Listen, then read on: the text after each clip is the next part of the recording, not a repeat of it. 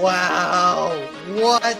You got this only nowhere else but you, Kevin and Zach. Kevin, I'm not going to lie.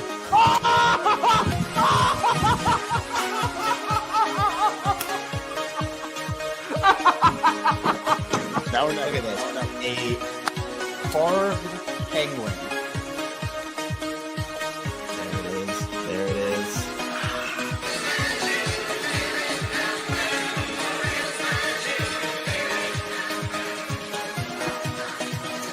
Oh, no. Are the O's fine? Are the Orioles fine, Kevin? I'm so embarrassed. Okay. The Orioles stole it. That game was stolen. It was stolen from them, then they stole it right back. What? Oh, my God.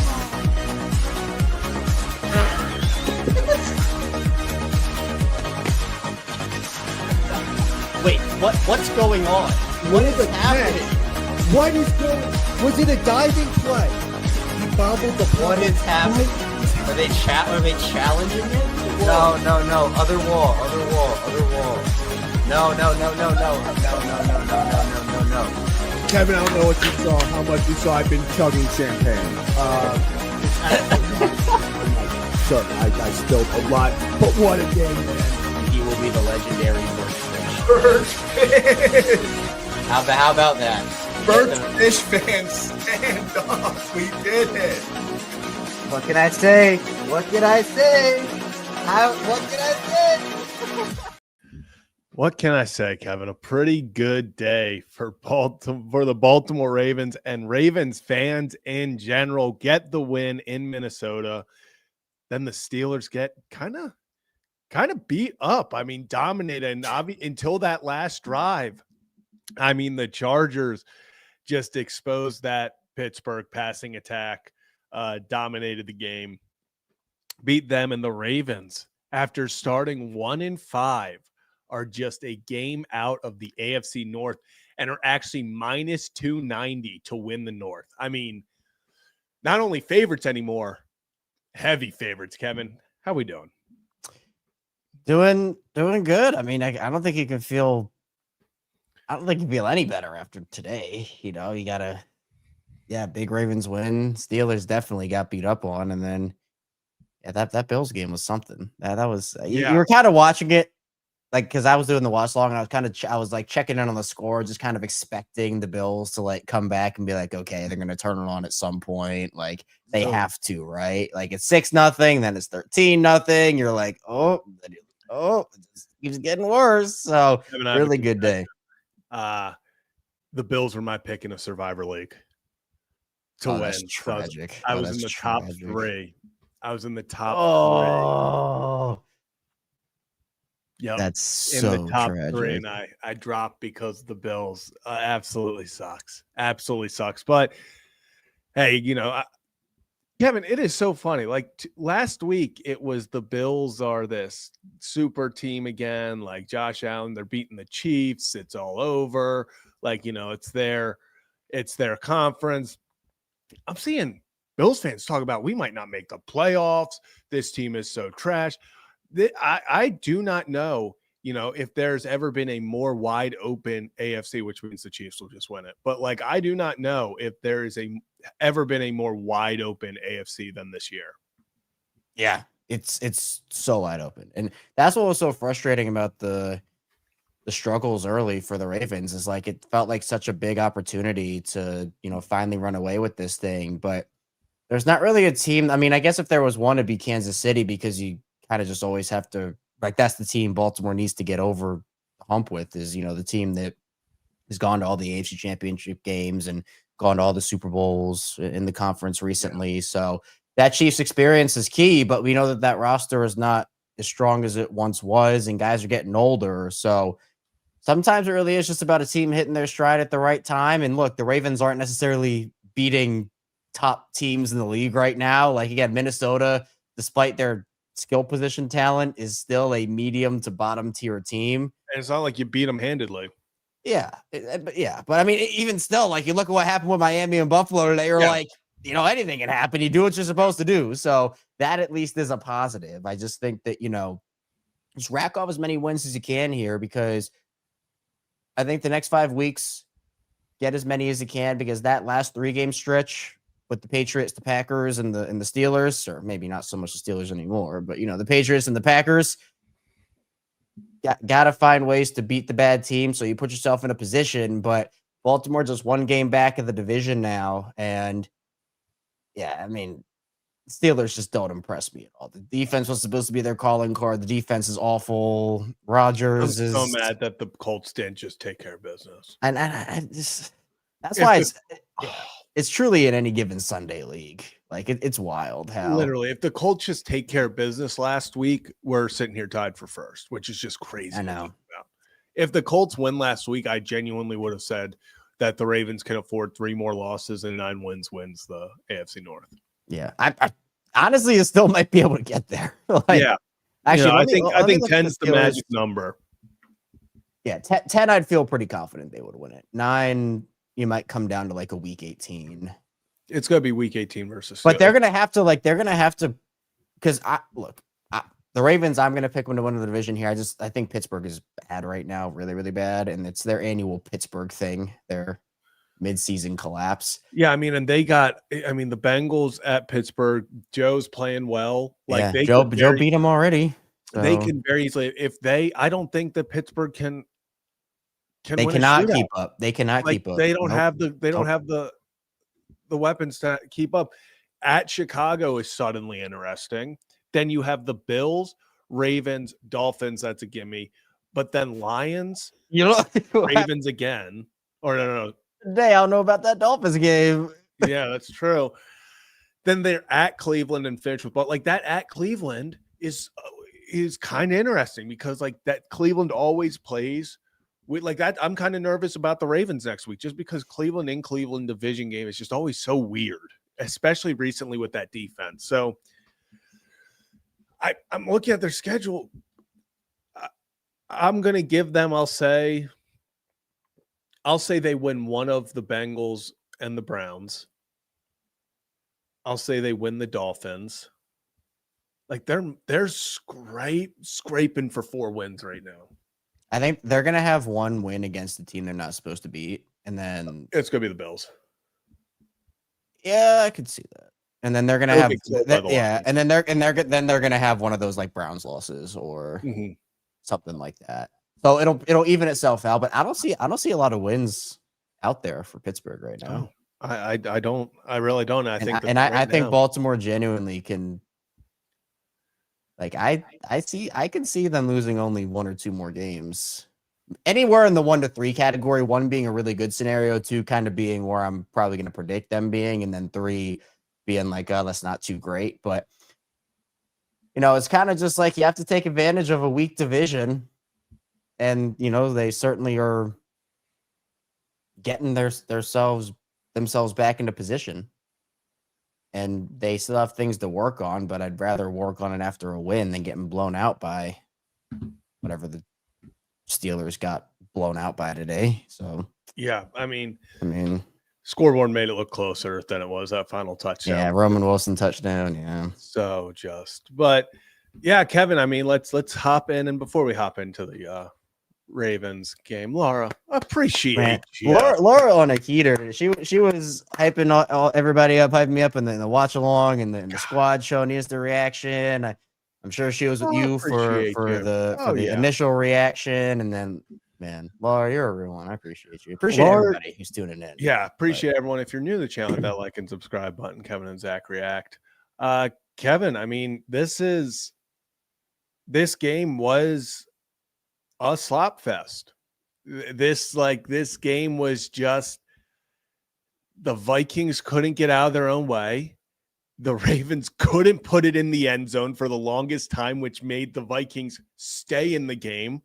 Then you felt like the Ravens firmly controlled the game. You're like, thank goodness. The Vikings turned the ball over with 7.5 minutes left in the game, down 2 scores, and you're like, awesome. They didn't make it interesting. Defense held strong. Offense just finish it out.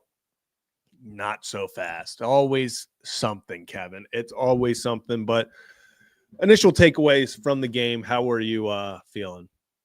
Yeah, it's funny because the game kind of had 3 different forms throughout the game. The first form was not good for the Ravens. They got walked down by McCarthy in that offense, and then you're right, couldn't put the ball in the end zone. And then you're kind of wondering, like, okay, here we go. And but I didn't see this at the time because I was doing the Locked On Ravens watch along. But Vikings Twitter was taking like victory laps very early in this game of like, all right, Vikings are going to blow the Ravens out, which clearly backfired. And then the Vikings seemed to hold like some level of momentum there until right at the end of the first half when they had horrible clock management, horrible decision-making, and horrible execution, and allowed the Ravens to somehow get the ball back with, 40 seconds left and get points before the half. And then from that moment on, it just felt like the Ravens captured, and the Ravens are a very heavy momentum team where one swing of momentum in either direction can dictate how like 2 to 3 quarters go for them. So they got that momentum, and all of a sudden it's like, okay, they're forcing turnovers. And it was funny. I was doing the Locked On Ravens watch along, and that first, the Keandre Jackson kickoff fumble thing happened. And then Loop kicked it in literally the exact same spot. And I said live, I was like, oh, he kicked it in the exact same spot. Hopefully it's the exact same result. And then 5 seconds later, the guy fumbled again. And I'm like, oh, hold on. No, I wish he had recovered the ball. But I know. Even still, I mean, the Ravens had all the momentum. And then I think it went out, and I saw that you tweeted about it, about the Roquan interception that wasn't, but it really was an interception. And it felt like when that, because, the Ravens end the game if, Roquan. They could legitimately have knelt it out 3 was times over. and punted it back with 2 minutes. And then they would have had, But then that allowed the Vikings to stay in the game. It was, and I mean, the call itself, we can talk about it. It was, the ball hit the ground, which had nothing to do with the interception. It literally had nothing to do with the interception at all. But they decided to call it. No, don't forget, Kevin. It's clear and obvious. No, it's just so dumb. Just so dumb. Also, what are we? And before you get to your rant, actually, you finish that before I rant about the whole crew chief review stuff. Well, yeah, okay. I'm just gonna finish up and say that, after that, felt like the Vikings got some momentum back. Nate Wiggins, I have to actually see the replay again. He weirdly gave up on that Naylor touchdown. Yeah. I keep calling him Josh Naylor. And I'm just like, I called him that all day during the watch along. And I looked at the box score. I'm like, Josh plays a different sport. Yep. So at least I didn't call him Bo. But at the end of the day, speaking of that Guardians franchise right now is. Yeah, that's a whole different sport conversation. But I'll spicy. Yeah, seriously. But I'll tell you what, the Ravens were able to hold on. You're right, it wasn't pretty, but they escaped with a win, but they shouldn't have had to, is what I'll say. Mm-hmm. Yep. And that you nailed it on the head. They escaped, and that was actually what I named the reaction. As the Ravens. I did the exact same thing, and I saw right after I finished my show. Yeah.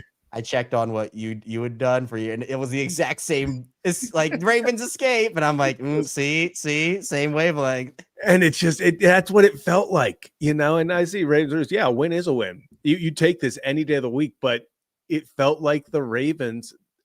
There were times where it felt like they were getting blown out, and then there was times you sat there and you're like, how are they not blowing this team out? 2 for 5 on 4th downs for the Vikings. They turn it over if you count turnovers on downs and everything. I think it's 5-6 turnovers because you had 2 interceptions, a fumble. Yeah. And so 6 turnovers. Now the one was to end the game. But there were some times, they turned it over on their side of the field, but then with the 15-yard penalty, it brought it over. So the Ravens started on our side of the field. Didn't gain a yard and missed the field goal. It felt like, you talked about that momentum thing. The Ravens usually take a momentum play and they will go right at you, and all of a sudden you're down 14 in the blink of an eye. It felt like they got momentum plays, the big play from Zay, that big play from Kohler to get them on the, what was it, the 4-yard line. Yeah. And then they couldn't punch it in. And you were like, just get the ball in the end zone. Like, just find a way. We can talk about big momentum drops. They're driving down on the second drive of the game. Mark Andrews drops it. Then you have Isaiah Likely drop it on back-to-back plays that Andrews would have been a bigger one. Isaiah Likely would have been at least a first down. You have to settle for 3 there. You go down. Yes, it ends up, eventually being the touchdown on 2 plays later, but like Rashad Bateman drops. It just felt like this team, the offense couldn't get it going. There are a few times I remember early on where like there was one play to Likely where Likely looked at Lamar when Lamar threw it to him like, was that supposed to be to me? Because they were not on the same page. It just felt like there were little miscues here and there that kind of prevented the Ravens from truly taking over that game that they should have won by a lot more. But they kept on, they were never able to fully capitalize. They had to take 3 so many times. They had to settle for 3 so many times. Yeah. I mean, it was tough. I literally made me put out a tweet. I said, Ravens offense giving an incredible tribute to the 2000s team right now. I was like, just nothing but field goals. Yeah. Not a great place to be there. And I'm sure we'll talk for a couple minutes about kind of what happened with the offensive line. But it almost reminded me a little bit. It's not the same because the script was a lot different for both of these games. But the way that the Ravens had control for a decent amount of this game, at least a decent amount, almost all the second half, reminded me a little bit, and I don't know, maybe I'm crazy, but of that Dallas game last year where Baltimore had control for literally almost that entire game and then just completely collapsed in the fourth quarter. Now, the difference there is that Dallas scored 19 unanswered points in the fourth quarter in that game. That did not happen in this game, but it felt like, again, the Ravens had control of the game. Like, you're feeling good. The path is right there. And then all of a sudden, you're like, oh, here comes some fourth quarter weirdness that's about to happen that either they narrowly escape after you're feeling decently good about a win or something along those lines. So I know it's not the same thing, but, there are still some things they can work on. The pass rush has been better, but I think it can continue to get better. Yeah. The offensive line, Let's talk about while you're bringing up pass runs. I thought Draymond Jones was he this maniac that was all over the field and you couldn't miss him on every play and he, completely decided the game on defense? No, but every snap he took, you felt like he sort of rushed the quarterback. He was getting pressure, even in the run game, was filling holes. It was just really good to see all across the line too. Sometimes inside, sometimes outside. It felt like he gave a little extra juice to this pass rush. Hopefully, if they ever activate him, Carl Lawson can do the same. And then suddenly you get a little bit more, Mike Green looked really good off the edge today. It feels like he's really stacking good games. This is kind of his 3rd game with, where he felt good about it. Obviously 2 straight with a sack, even though we're going to give him that to a sack, even though I'm not sure how much he worked for that before the halftime sack when Tua just gave himself up for no reason. But it feels like this pass rush, Travis Jones had a great game, especially rushing the passer. I think he had 2 hits. They were hitting J.J. McCarthy the entire game. I went back and rewatched it, and it felt every single play, whether it was under a lot of pressure or just a slight hurry, he was getting hit as soon as he let go of that football. And I think eventually, those hits did add up. He didn't want to run as much at the end. It felt like it honestly felt like once the Vikings, their game script was perfect for the Ravens. And then after the second drive, they ran out of that game script and they had to start calling plays freely. And then they couldn't get anything going after that. And, I think the Ravens did a good job settling in defensively, and it has a lot to do with the pass rush actually showing some life recently. Yeah. Again, Draymond Jones didn't have a tackle in this game.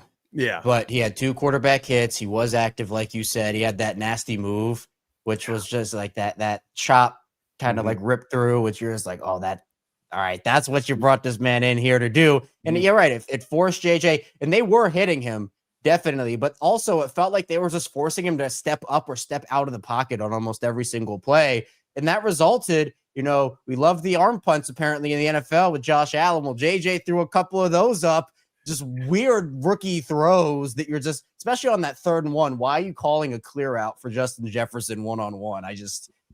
I don't understand that, but like whatever, I'll take it if you're the Ravens. But like those are throws, and JJ actually on one of those throws had a wide open rushing. Like he had a wide open lane up the middle. And there was another play where he could have easily turned around and he had no one up the sideline. And so those are plays that, I mean, he'll get better at. I still think JJ is going to be good, but it's like his 4th game or something, or 3rd game. Like he hasn't played a lot. And when you go up against a defense that historically is very unique, and we saw the Ravens like almost go back to, and I was getting Don Martindale flashbacks, sending everybody up at the line and being like, all right, who's coming? Count everybody up. And sometimes they'd bring everybody, and sometimes they'd drop everybody but 3 or 4. And like, that's what you want to do to a young quarterback who, by the way, the Ravens are going to be playing Dylan Gabriel next week. That was confirmed. So that's another guy you can do that against, where you can confuse at the line, force them into mistakes, get in their head. And it felt like, look, JJ early made a couple of really tough throws, standing in there, delivering against the blitz, delivering against hits. I think Hamilton hit him once, and I can't remember. I honestly think it was that first 3rd down of the game. Yeah, it was like super early in the game. Yeah, like I was like, whoa, man, gotta give credit where it's due. Like that's a tough throw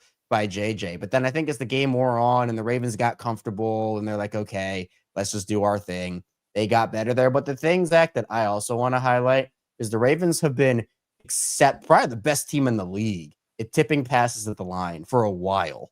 And that dates back to Michael Pierce and others. Nada did it for a while. Kelly Gregg, like you can go back a while to look, Saragusa, like, all these big D linemen that would just get their hands up. And we saw today, like Travis Jones had a couple, Kyle Hamilton had a couple. I can't remember who else had a few. I'm gonna look at the box score here. Deflections. Noy had one. Okoye had one. John Jenkins had one. Did Brian get one? I don't think he did. I don't think.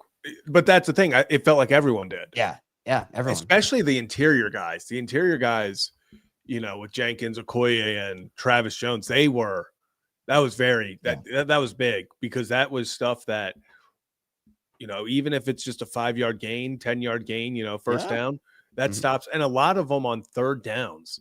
I think there was the one Hamilton on a 3rd down, John Jenkins on a 3rd down.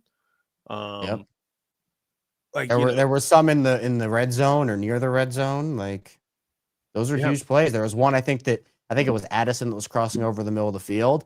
And even if they do fall incomplete, like, tipping the ball at the line, penalties are off the board. You can hit a guy, get there early. Like one was very blatant pass interference on the Ravens, but Travis Jones hit it at the line, so it doesn't matter. Like you could take the guy and throw him to the ground. The that's legal at that point. What a weirdly called game where, like, especially the end where, obviously the Roquan thing is one thing, but at the end when Jefferson just complained to the ref to get the flag on Awuzie where it was hand fighting, and then he actually got interfered with on the 4th down play where they ripped him around and they didn't call that one. I'm just like, okay, I guess there was one good and one bad pass interference. You just got him flipped around, so I guess it didn't matter. Yeah, but the refs kind of lost it at the end of the game there with in New York and the whole. I didn't even go on your rant about.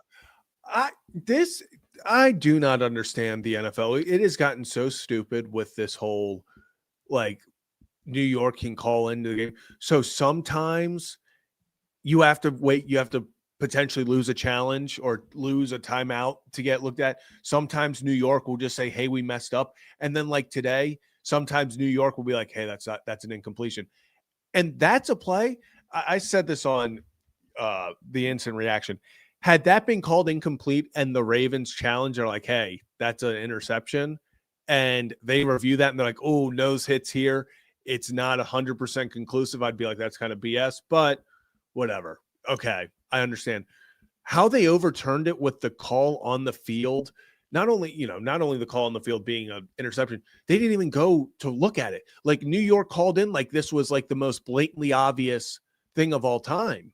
And they just kind of they just kind of like skimmed over it. Like the announcers were like, they're calling it incomplete. Okay, so 2nd and 10, and here we go. And I'm like, we're just glossing over. This is a game-changing decision. I do the watch alongs with no sound because I don't have headphones long enough to reach my desktop computer to where I am. And I was just like, okay, Roquan interception. I'm tweeting about it, like, oh, let's go, let's go. And then I see the Vikings lining up for 3rd down. I'm like, wait. Like, what is going on here? And I saw the replay of like the nose barely hitting the ground and like having no, again, it doesn't like bounce up into Roquan. Like, that'd be one thing if like the ball clearly like nose on the ground and then clearly bouncing up into Roquan's arms. That's incomplete. There wasn't any of that. And I get that they review all turnovers, but that was very fast for a play like that. But shout out also to the Vikings for having 8 false starts at home. Yeah. One of the more impressive feats I've seen. I was speechless. I mean, I still am. Just the sheer, like, you would just be standing there and I would just hear whistles. And I'm like, someone called timeout. Nope, false start. I'm like, how are they? Like you said, it would be one thing, 8 false starts on the road. Then you can chalk it up to, man, the crowd really impacted this game.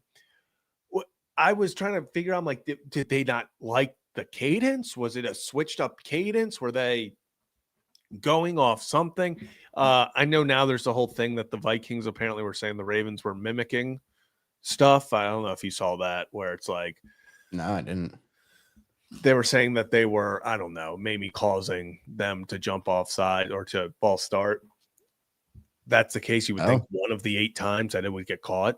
I don't know if that's, and also some of these were just, they were trying to hard count and the Vikings would get caught offsides, or the Ravens would do that new thing. Well, not new thing, but the thing it feels like they're trying a lot more of, where the whole line moves at once to try to get the team to jump. It just felt like the Vikings, as much as the Ravens, both teams were kind of in that mode of like, hey, you can win this. And then like they kept on trying, like the Vikings would have back-breaking turnover. The Ravens were like, we're only going to take 3 here, so we're going to give you a chance. Don't do that again. And then the Vikings were like, we'll turn it over on this kickoff. And then the Ravens were like, okay, we scored, but let's get together. They're like, we will fumble right now again. The Ravens were like, we do not want to run away with this. It just felt like a weird vibe the whole time, where the game felt like the Ravens were blowing them out at one point, but also you felt like the Vikings at any moment could make this a game and actually win it. I mean, when they scored that touchdown, 4th down, and lined up for 2, I had flashbacks. I was like, oh, they're getting this. I was like, there was almost not a down. Yeah, and then you knew they would come back down the field and score. Yeah. Honestly, most impressive thing is the Ravens got a 1st down after that. Like, that was what really, they need 2 of them, but they did get 1. Yeah. And Kevin, let's talk about time management. 3rd and 17 backed up against your own, and then 3rd and 4 2 times. If you run the ball both times there, let's just assume 40 seconds go off of each time.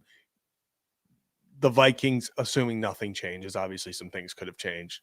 Vikings get the ball back with about 40-ish seconds, if anything. Yep.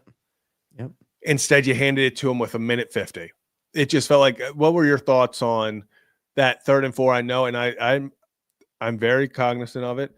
They were trying to win it, but I also think with the way they were running the ball, I don't think handing Derrick Henry the ball was you giving up. I think there was a very real chance that he could have gotten 4 yards. Yeah, I mean, I'm okay with. I'm fine with it on 3rd and 4. Like, I'm okay. It was more the drive before. Yeah, the 3rd and 17. Yeah, like that to me was the one where you could have run the clock down. Like, I get like putting the ball in Lamar's hands. You want to win it. I would have this might be a hot take. I would have put the ball in Keaton's hands if there was a running back. Which the Ravens, they said, hey, Keaton Mitchell averaging 9.7 yards per carry. Let's give him 1 more carry the entire game. Yep. Yeah, I said on the post game not about Keaton, but I would, if I were to run a play, call a play, I would have ran Lamar Power with maybe an option out to Keaton or something on that play. Keep the ball in Lamar's hands. I think I trust him, but just throwing the ball, you know, it obviously works out and it's nitpicking. I understand you want to win it. I would have kept the ball in Lamar's hands, but running it just because worst case, the clock runs, you know, like the clock is running after that. Yeah. Yeah. I think that if they had run it down the first time, it would have been okay because you would have, would have been like a minute-ish left. Yeah. But yeah, the Ravens, 40 seconds for McCarthy was going to be tough, but they had a horrendous final drive. It was really bad after they lost the momentum. Like, and while they technically got it back, it didn't really feel like it was all the way back. Yeah. Like that final drive for the Vikings, if you think about, like, they got the ball and the one, like, it was like a check down to Hawkins. I was like, you got to just throw that away. I was like that. I mean, now Simpson made a very nice open field tackle to kind of keep that, if he misses that, maybe it's something else, but it just felt like they were like okay with gaining 5 to 10 yard chunks at a time, but allowing 25, 30 seconds off the clock. And I was like, and they were never stopping it. Like, it wasn't like they were getting out of bounds. It was over the middle.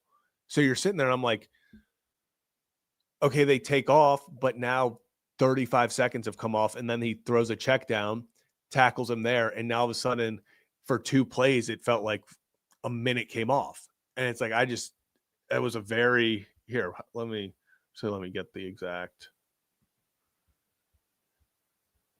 So they had incompletion.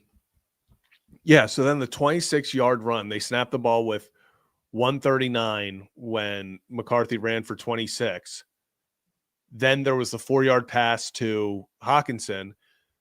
A minute 39 when they snapped it for McCarthy's run. The next snap was at 52 seconds, like after the 4-yard check down as well.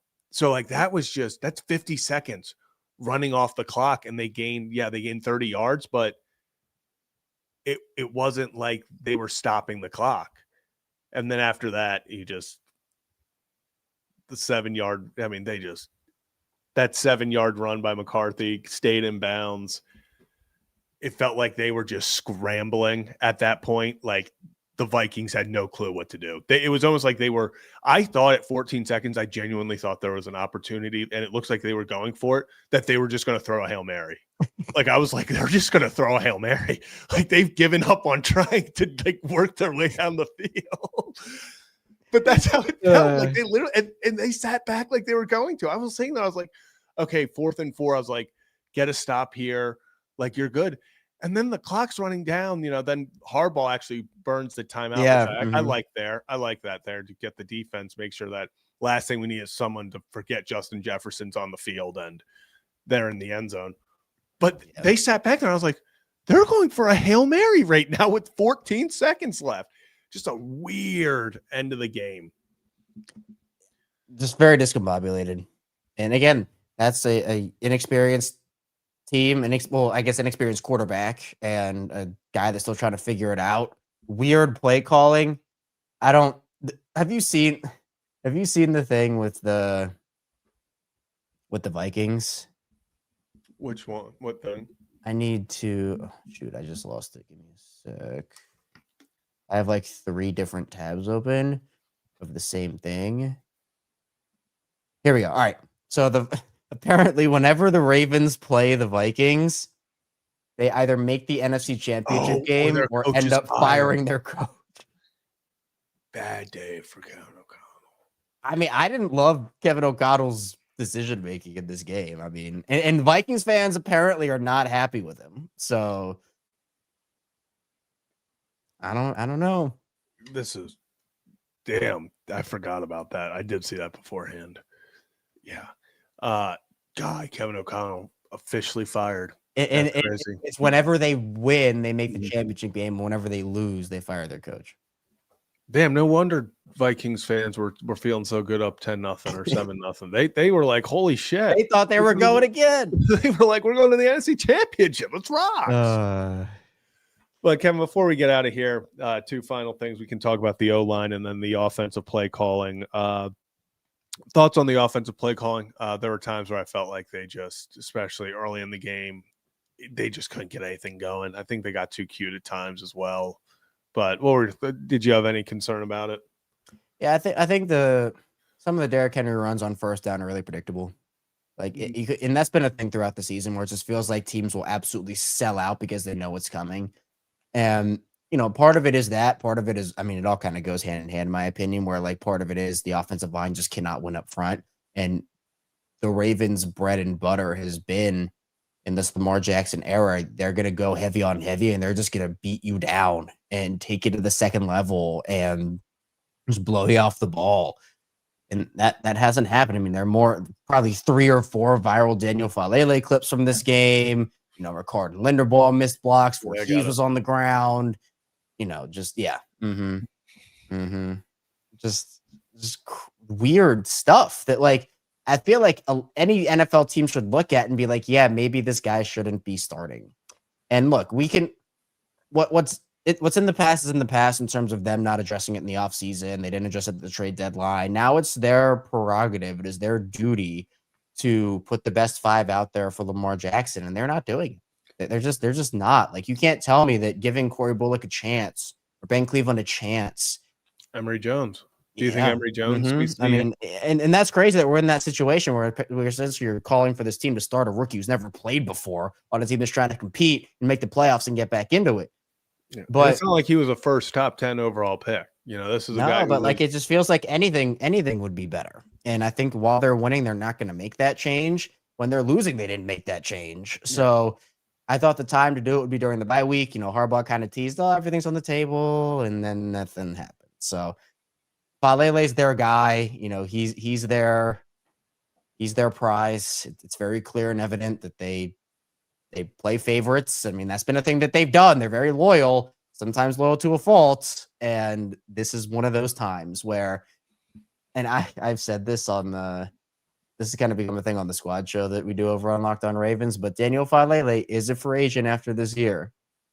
And I remember all the conversations. I remember when John Harbaugh said, maybe we bring Brandon Stevens back at the owners' meetings last year, and everyone freaked out. You thought that was something.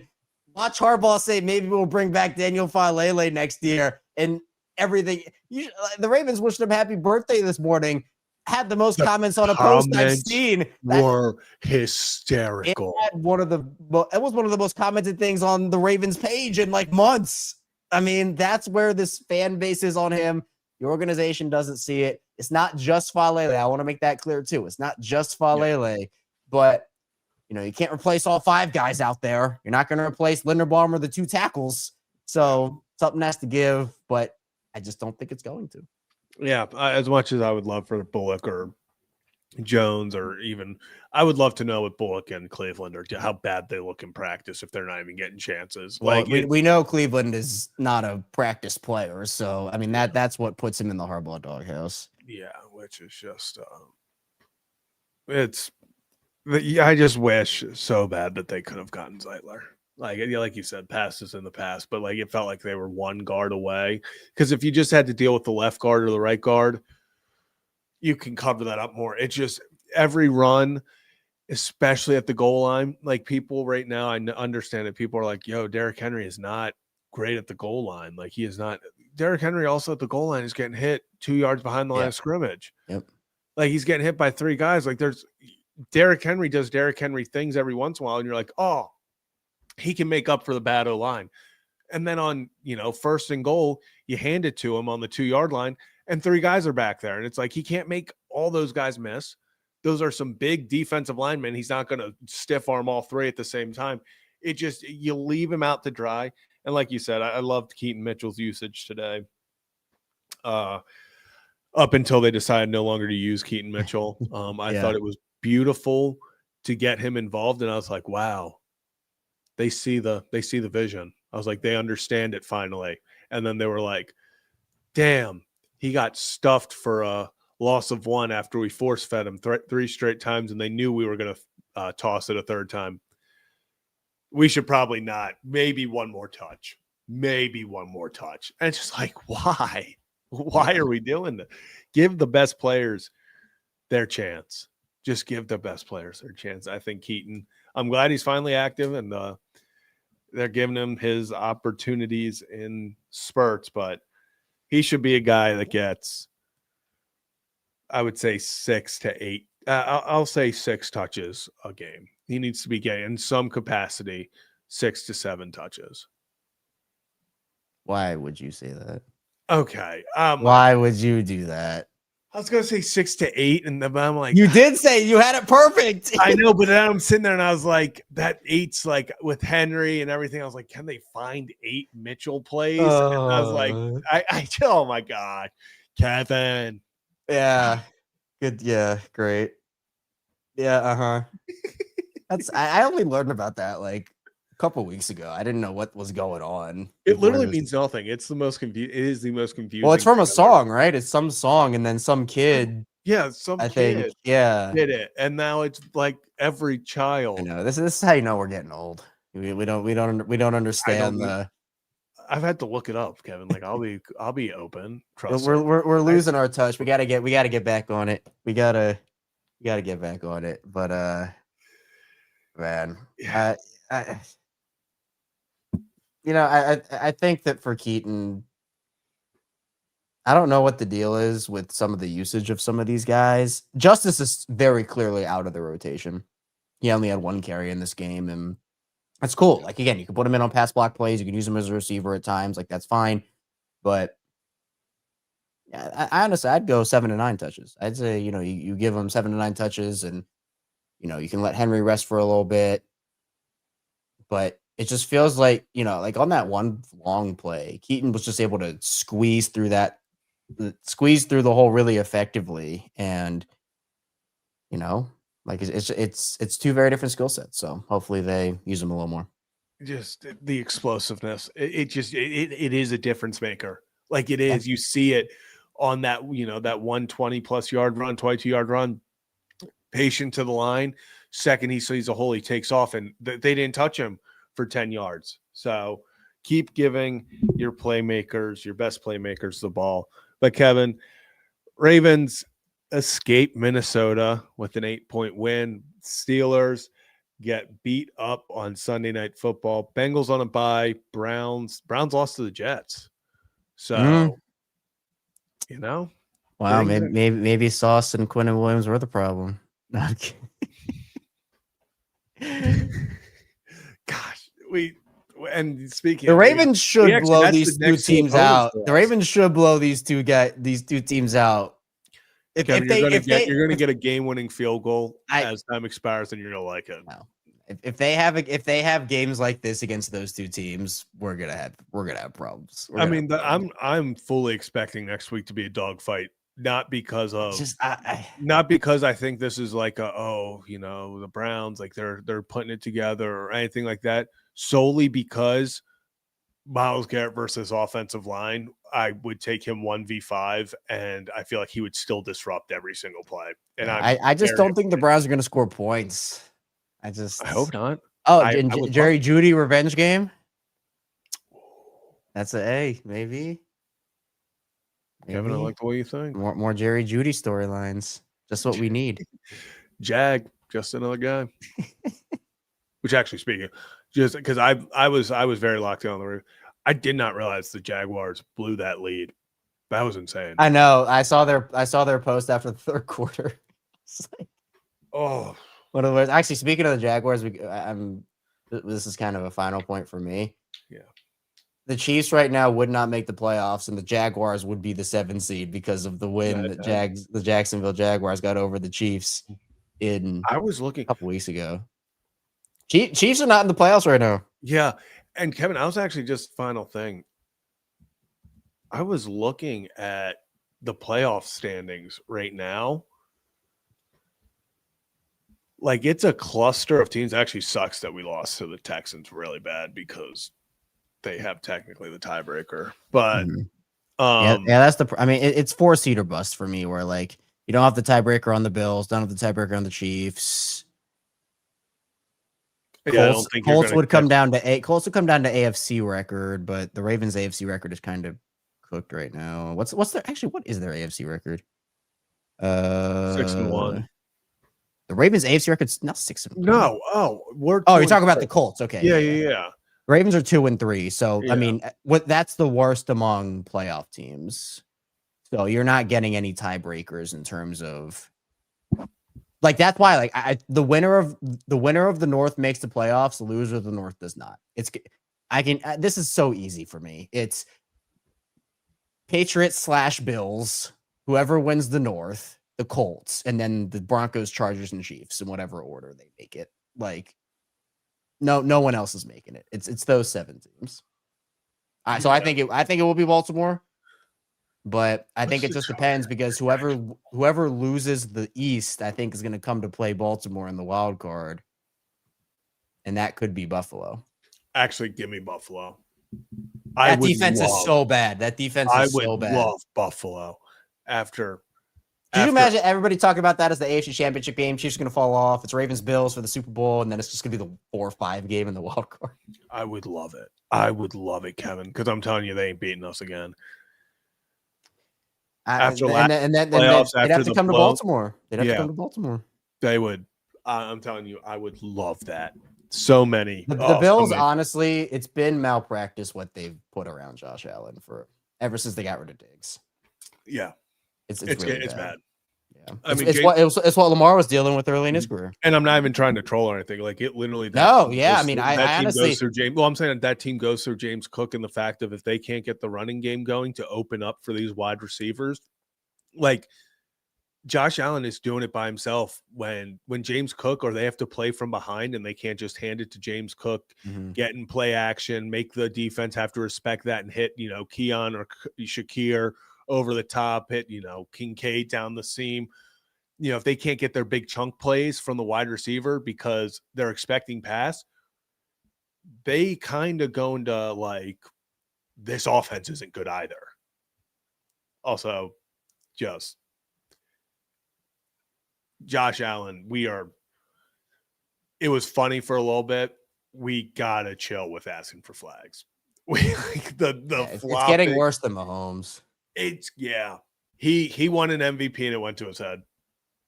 At least Mahomes, it's also awful when he does it, but at least he's crafty with it. Allen just kind of goes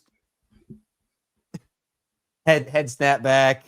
Yeah. 2 days was this. I was like, dude. He's been doing that for his career. Like I remember Namdi hit him years ago and he sold a flag on a roughing play. And Namdi barely touched him. Yeah. So yeah. It's gonna be crazy. I agree with you. It's the North or nothing. Yep. Gotta win the North. It just is so annoying because like the Jets so could have beaten the Steelers. The fact the Steelers beat the Patriots is crazy. Weird here. Yeah, they won by 2 against the Jets. They beat the Patriots and the Colts. Those could have easily been losses. Gosh, it's annoying. It's annoying. They always do this, Kevin. They always do this. Every time. Yeah, but you got anything else before we head out of here? No, I think that's it. I think a little bit longer than we thought, but we always I know that always happens. It's nothing new. It's nothing new. We always say we're like, 20 minutes, and then here we are. It happens. We got to head. Classic Kevin and Zach React. It wouldn't be Kevin and Zach React without us saying we're gonna go a certain amount of time, then go 20 minutes up, 30 minutes past that. Yeah, we're like we'll get off right after like 12:05 ish. We're gonna do all 162. We're gonna have like 30-minute streams. It's like an hour and a half every time. Yeah, when we started, we were like, we'll go live for like 15-20 minutes after each game. Yeah, every single one's an hour. Yeah, it just doesn't happen. It just doesn't happen. It's just a classic way to do it here. That's what we do. It's what we just enjoy talking with you all. Exactly. But that's going to do it for this edition of Kevin and Zach React. Ravens win 27-19. 1 game out of the AFC North, 3 straight wins. It's crazy to think about. When they were 1-5, Kevin, we just kept saying they got to win 1 at a time. And hopefully in 2 weeks, you're looking back because they had those 2 games in 10 days. You're looking back and you're like, crap, here come the Ravens. And we can officially say things are getting interesting. Things are getting interesting. So let's see if they can keep it going. Hit that like and subscribe button on your way out, and we will see you next week for another edition of Kevin and Zach React. Marlon Brown. Oh, good one with the Vikings. Yeah. I'm going to go Who else was involved in that game? Michael Campanaro. Love it. I did also before I hit end, was rewatching that. Juszczyk in a Ravens uniform made me realize how long that man's been in the league. Yeah. And how